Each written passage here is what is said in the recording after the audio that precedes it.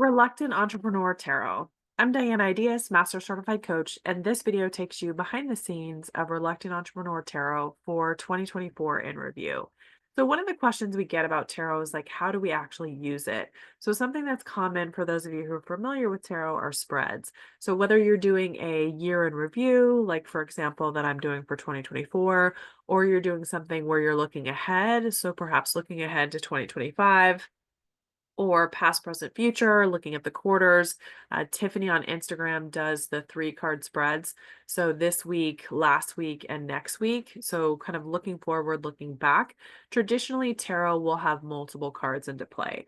I will just speak for myself because each card has so much meaning. It can be difficult for me to I get two in my head of, okay, well, what does this mean? And what does the position mean? And how does it relate to each other? So I have a tendency to pull just one card at a time. So for those of you who listened to the Cross Street Coaching episode and season on tarot, it's season 4, and the tarot episode is season 18. For Q4 of 2022, I talk a little bit about the card that I drew for the quarter and then the card I drew for each month of the quarter. So this is traditionally how I use the deck and this was when the deck was kind of brand new and just template. We didn't even have the printed cards yet until 2023. I just had kind of a demo deck to play with, but I was drawing cards and Jason and I talk about it on the podcast episode. So this is traditionally how I draw. One card for the quarter and then one per month, and actually wait until I'm in the month in order to draw that. For 2024, I decided to do something a little different. So with my team, we all chose a card. They could choose one at random, or in this case, I actually chose it face up. I usually choose tarot cards face down. So this felt very fitting for what I was thinking that the 2024 themes would be and what I would be focused on in 2024. When I got into 2024, like a couple days into 2024, I wanted to see what the cards chose for me, and what the theme of the year was. And I drew scarcity. Ooh.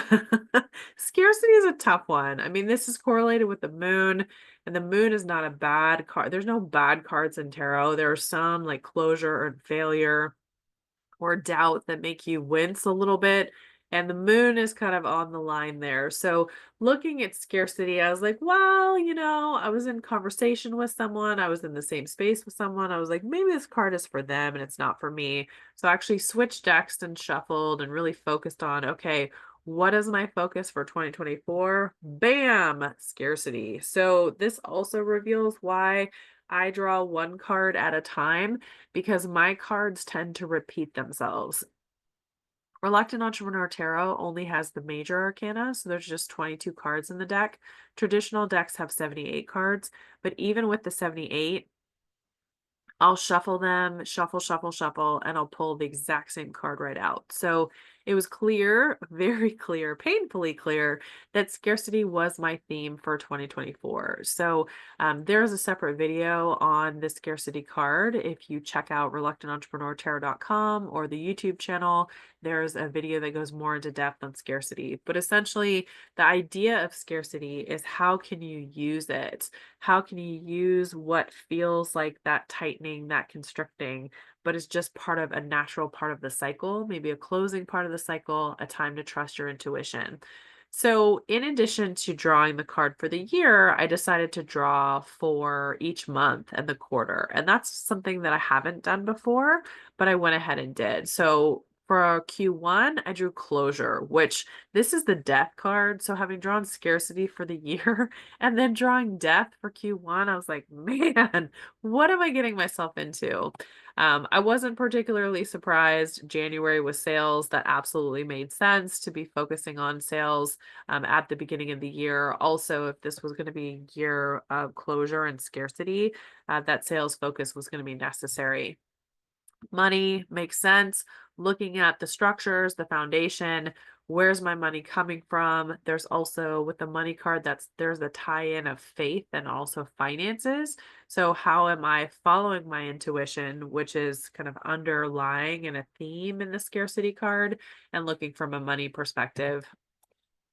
But then bam, hit with closure again. So I was like, what's happening What's going to happen in 2024? So, I will just say from a preview perspective, this already, just a couple cards in, was a pretty difficult preview because I was like, what is going to happen to me in 2024?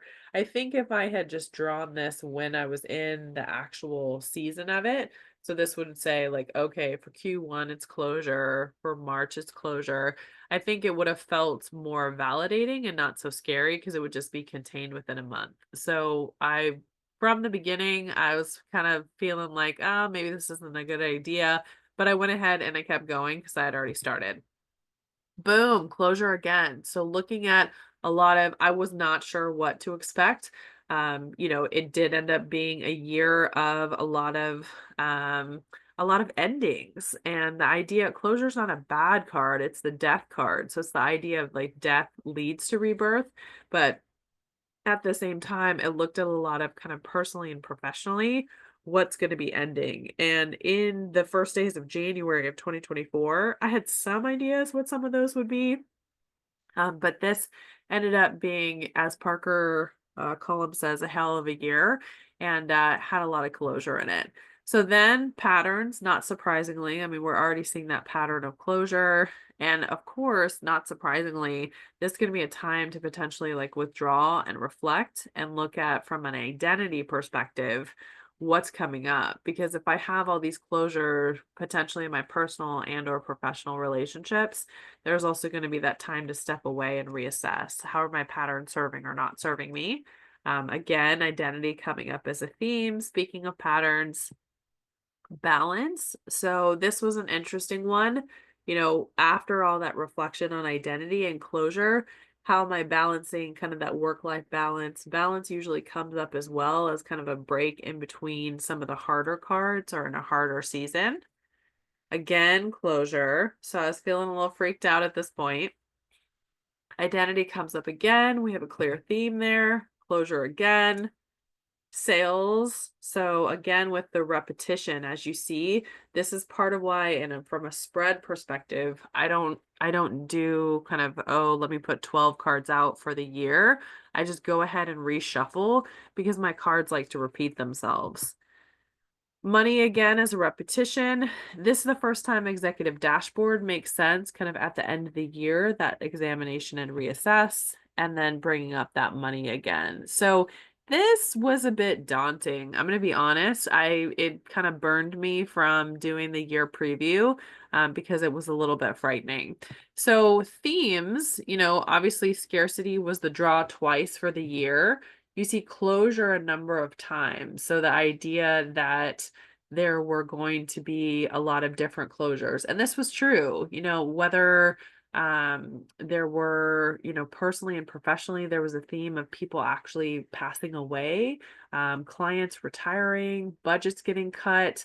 Some of my clients were actually looking into how do they support people with an enclosure or in the kind of end of life cycle. So that was a bit of a relief because I was like, oh, all the closure doesn't have to be about me and be bad. It could be about clients. But I was planning to leave the place that I was living and had lived for a long time. So there were a lot of kind of endings that were planned in 2024. And then there were also a lot of endings that weren't necessarily planned in 2024. Obviously, that grated on my identity. It was important to take time away to reflect, but also to look at, what's happening? What's happening in my business? How is this affecting me? How is this affecting me as a person? Is this a fit? Is how my business shifting still a match for me? So it brought up a lot of questions, even the kind of on the more personal side, as far as like relocation. Where am I living? Where am I spending money? Am I trying to purchase something? So there was a lot of big kind of questions for me personally. Of course, a lot of those questions centered around money. Some of those closures were client closures and budgets getting cut and long-term contracts wrapping up. So that, of course, affected money and where money was coming from. And then you saw the sales card repeat as well. So these were the repetitive themes. So though there are 22 cards in this deck, you saw these repeat when I did the preview of the year. So I survived. It's the end of 2024. But I can't say that I recommend this. I'm not trying to discourage you from doing it, just kind of sharing my experience, that having a preview like this with this many kind of the darker, more challenging cards in it, saying, hey, this is really going to call into question like who you are and how you think about things and what's happening with your business. That was a challenging way to go into 2024. So once I was in 2024, I went ahead and also drew additional cards like in the season. So January and Q1 is when I drew closure on the first sales card. So there wasn't another card. But for February, the prediction at the beginning of the year was money, but then I drew executive dashboard. So this was interesting to me as well because again, it's a repeat of a card that I've already drawn, but it also makes sense if things are closing, I'm focused on sales, I'm focused on money, having that executive dashboard, that analysis of where's my money coming from, where am I forecasting? Again with the closure and then bringing up that identity right away. So even sooner than it was already. So what's interesting is that we're seeing the same cards that I've already drawn for the year, but they're just starting to come up in different order. So this was my Q1. So for Q2, again with that closure, but here we have the introduction of a new card with partnership. And this thankfully really did happen. So there was really a way that there were new partnerships formed, different people referring, my team really leaning in to support me. So potential new contracts and new partnerships in different avenues. So partnership was not in the 2024 preview, but it did come up when I was actually in the season of 2024. So I kind of like picking I'm all for, I guess from an astrology perspective, you could maybe correlate this with like birth chart versus the of course I'm not remembering the word, the kind of progress chart, so the chart kind of in the moment. But I did appreciate kind of seeing a new card and seeing like, okay, there might be closure, but what's that bringing up from a partnership perspective? And this could be personal and professional. There's probably a mix of those, but this was that introduction of a new card. Patterns and then success. Woo, thank goodness. I was glad to see that one. It was a bit of a relief, especially after how kind of dark the cards were feeling, to see success.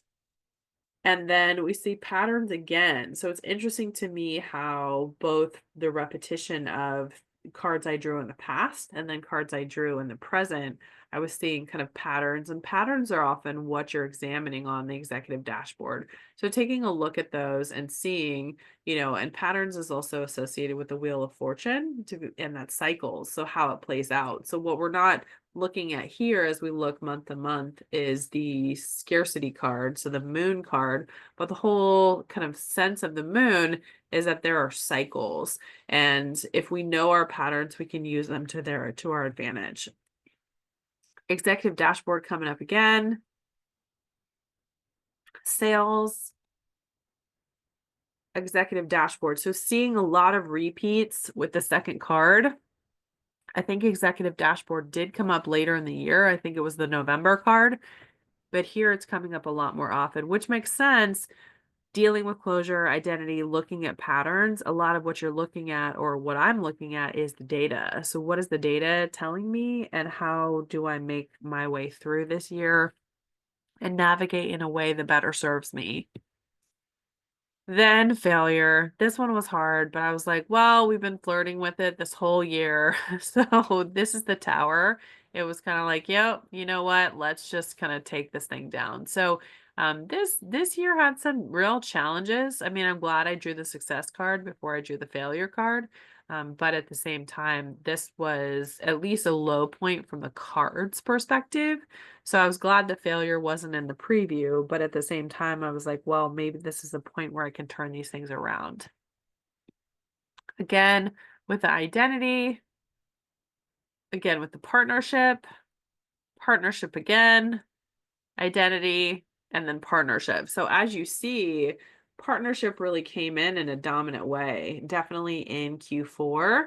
And again, we have identity actually coming up in all of the quarters. So this was a year I really did have to examine, especially kind of going in with that darker forecast, being such a positive person and being such a spirit of abundance to even go into a year where the preview of the year was scarcity was very challenging to me and challenging from an identity perspective. So, just food for thought on this. So, even though this is a lot of cards to look at, it was helpful for me to not just feel like something was fixed because, there's whether or not people believe in fate, there is free will. And so for me to know, okay, what's the forecast? And a lot of these things did bear out. The year was a lot about identity and closure and money and looking at where my money was coming from and a lot of big changes in the business and a lot of big changes in my personal life.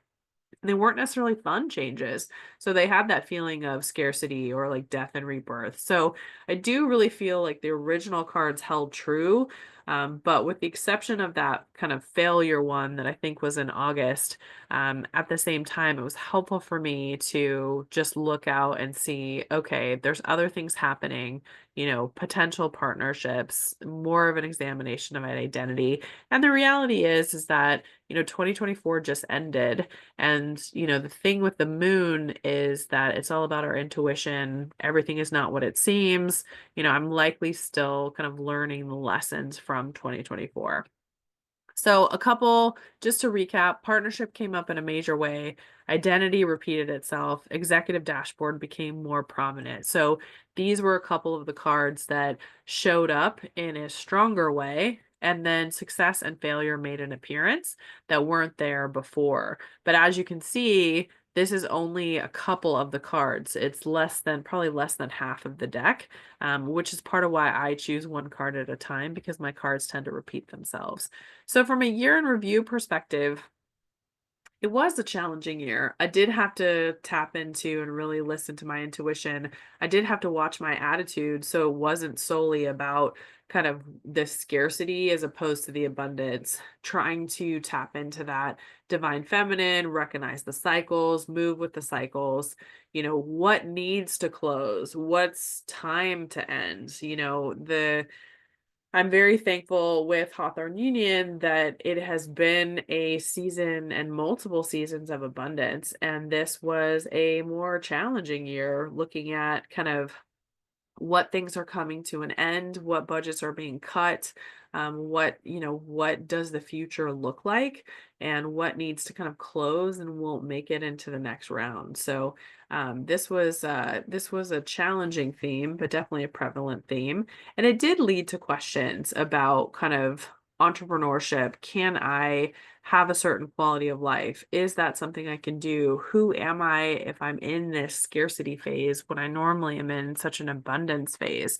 So it did bring questions as far as identity. You know, is it my dream to have certain financial things? And is that realistic as a business owner? So it did bring up a lot of questions. And, part of the identity is the hermit card. So sometimes in isolation, we're getting that information in isolation, we're walking that path, but it can be and feel isolating. It has that light, right? That reflection in the light, but it was a challenging year. Partnership definitely shone through. I think that oftentimes I don't ask for help, and it's not necessarily intentional to not let people in, but if I don't feel like I need help with something or so focused on goals that there's not always time and place for people to partner or support me. And so looking to new partnerships, and especially in spirit of closure, but then also looking to new partnerships in the spirit of scarcity, as far as like personally, professionally, and also just kind of, seeing like how to get out of that kind of head hanging low scarcity mode. What can partnership offer? And then again, the executive dashboard, that to me is just like a safety and a reliability. So when things are feeling scarce, where's my money coming from? Where's the forecast? what do I need additional funding sources? What does my kind of debt ratio look like? What are my potential profits?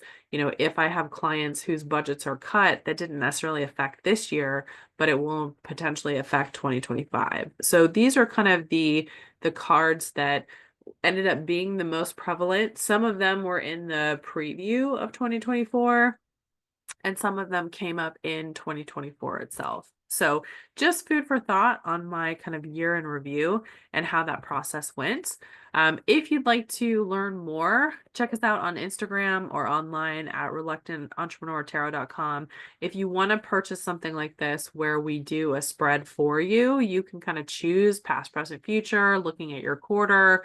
It's easier to do for me if it's not for myself. So that's just something you can check out with us if you like. We also have videos that look at the spreads this week, last week, and next week. The website has descriptions, questions, the podcast episode, videos like this, and then also different ways you can work with us. So hope that your 2024 served you and your lessons learned, and wishing you a happy 2025.